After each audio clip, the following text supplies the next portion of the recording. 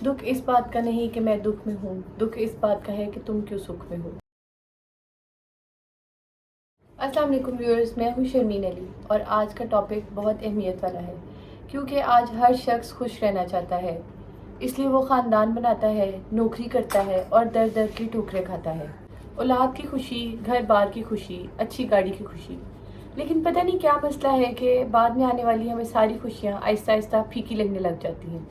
शायद अल्लाह ताला ने हमारी फितरत ही कुछ यूँ बनाई है, छोटे घर के बाद बड़े घर की ख्वाहिश और अच्छी तनख्वाह के बाद प्राइस बॉन्ड लगने की चाहत। यहाँ पर मैं आपको एक बात बता दूँ कि ना मैं कोई मोटिवेशनल स्पीकर हूँ और ना ही कोई बड़ी फ़िलासफ़र।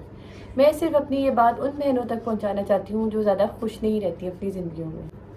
इस बात के साथ मेरे चैनल को लाइक भी किया जा सकता है और सब्सक्राइब तो ज़रूर कीजिएगा।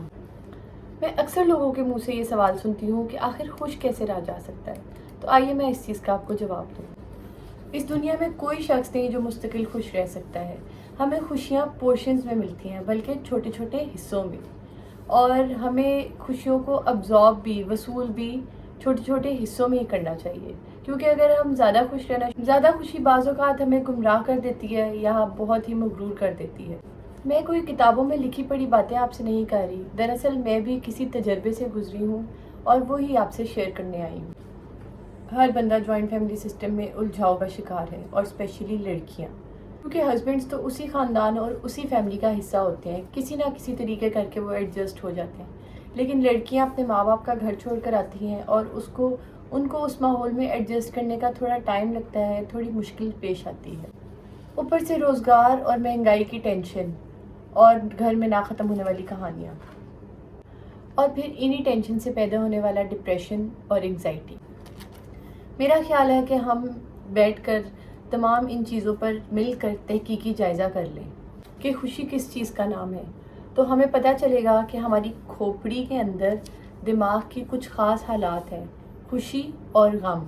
अच्छा जी, तो हमें इन हालात का ऐसे पता चलता है कि जब हम सो कर उठते हैं तो हमारे हवास बहाल नहीं होते, हमें नहीं पता लगता कि कौन हंस रहा है और कौन रो रहा है। आधे घंटे बाद जब आप बिल्कुल फ्रेश हो जाते हैं तो आप अच्छे खासे हशाश बशाश नज़र आना शुरू। अच्छा, बाज़ औक़ात ये भी होता है कि हमें अचीवमेंट्स मिल जाती हैं और हम उनको इंजॉय भी खूब करते हैं, और कुछ अर्से बाद हमें वही अचीवमेंट्स फीकी लगना शुरू हो जाती हैं और हम फिर से अपनी ज़िंदगी से बोर हो जाते हैं। अब यार, ये तो ज़्यादती है ना कि हमें एक चीज़ जो कि हमने बहुत दुआओं से मांगी हो और वो हमें मिल भी जाए, और कुछ अर्से बाद हमने उसको बच्चे के खिलौने की तरह घर के एक कोने में फेंका हो और हम मुड़ के भी ना देख रहे हैं। तो ये खिलौना जिसकी मैं बात कर रही हूँ वो एक रिलेशन भी हो सकता है, ताल्लुक़ भी हो सकता है, और एक मटीरियल भी हो सकता है।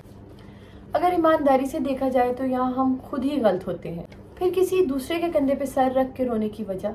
दूसरा पहलू खुशी को गारत करने वाला ये है कि किसी भी इंसिडेंट या फैसले में सबसे पहले पॉजिटिव पहलू को बिल्कुल तलाश मत करना और ढूंढ नेगेटिव बातें मुसलसल उनको सोचना, और फिर इस तरह अपने आप को शदीद टेंशन में डाल, और तब तक उन बातों को सोचना जब तक कि हम खुद ना इतना तंग आ जाए कि हम उस बात को भुला दें या हम अपने आप को किसी और काम में मसरूफ़ ना कर दें। यार, अल्लाह ताला ने हम इंसानों को अपने ब्रेन्स पे, अपने दिमाग पे इतना कंट्रोल दिया हुआ है कि अगर हमें कोई कड़वी कसीली बात सुना दे तो बजाय इसके कि हम अपनी अना की तस्कीन समझकर उसको पलट कर जवाब देना ज़रूरी समझें, बल्कि ये नहीं हम उठ जाएं, बल्कि खामोशी, पोजीशन की तब्दीली, या फिर हम कहीं अपना किसी और काम में मसरूफ़ हो जाएं, तो ये सबसे अच्छी हिकमत अमली हो। और अगर हम इन बातों पर काबू पाना सीख गए तो हम खुश रहना सीख गए। और हमारे माशरे में बहुत से लोग इन्हीं चीज़ों से रिलेट करते हैं। मतलब मेरा कहने का ये है कि मेरी नंद ने मुझे ये कह दिया, मेरी भाभी ने मुझे ये कह दिया, और ख़ुद हमें इस चीज़ का अंदाज़ा नहीं होता कि हम उन्हें क्या क्या कह कर आए हैं और वो हमारे बारे में क्या बातें कर रही होंगी, और एक सुबह नई लड़ाई की तैयारी हो रही होगी और बहुत बड़ी लड़ाई की तैयारी हो रही होगी। अपना कोई प्यारा फौत हो जाए तो ये एक हकीकी गम है, और अल्लाह मियाँ इस गम पे सब्र अता फरमाए, आमीन। किसी हादसे या नुकसान वाली बात भी समझ आती है, लेकिन भला ये कौन सा गम हुआ कि मेरी नंद या सास मुझे अच्छा नहीं समझती, अगर पसंद नहीं करती और आपकी हर वक्त चुगलियां करती रहती हैं, तो यार ये उनकी टेंशन है ना, आप तो चल करो। इन्हीं छोटी छोटी बातों पर हमारी माँ और बहनों ने इतनी टेंशन ली होती है कि वो डिप्रेशन की गोलियां खा रही होती हैं। और अगर कोई ऐसा आला मिल जाए ना कि जिससे चेक हो जाए कि दिमाग में सिचुएशन क्या चल रही है, तो पारा तो बहुत हाई हो जाता है, और इस वक्त उस आदमी की हालत ऐसी होती है कि जैसे उसकी प्रॉपर्टी पे किसी कब्जा माफिया ने कब्जा कर लिया हो, खेत खलियान जल गए हों, लुट फुट गया हो और सड़क पे। यहाँ पर ये परेशान होने वाली बातें नहीं है, थोड़ा सा लापरवाह हो जाए, खुद ही खुश होने लग जाएंगी और ज़िंदगी आसान हो जाएगी। कोई भी ऊपर से आकर आपको खुश नहीं कर सकता, ये बात आप याद कर लें और बल्कि नोट कर लें, क्योंकि हर कोई अपने आप को खुश रखे या आपको।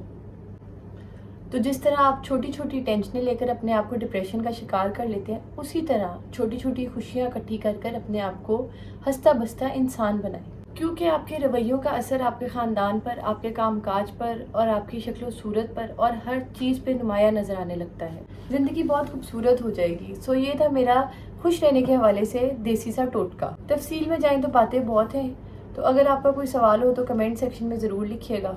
नेक्स्ट वीडियो में कोशिश करूँगी कि उन्हें भी आंसर करूँ। टेंशन को अपनी ज़िंदगियों का हिस्सा बनाकर भूल जाएं और बड़ी खुशियों के बजाय छोटी खुशियों को अपनी ज़िंदगी में अपनाएं। वीडियो पसंद आई हो तो लाइक, शेयर एंड सब्सक्राइब। मिलते हैं नेक्स्ट वीडियो में। अल्लाह हाफ़िज़।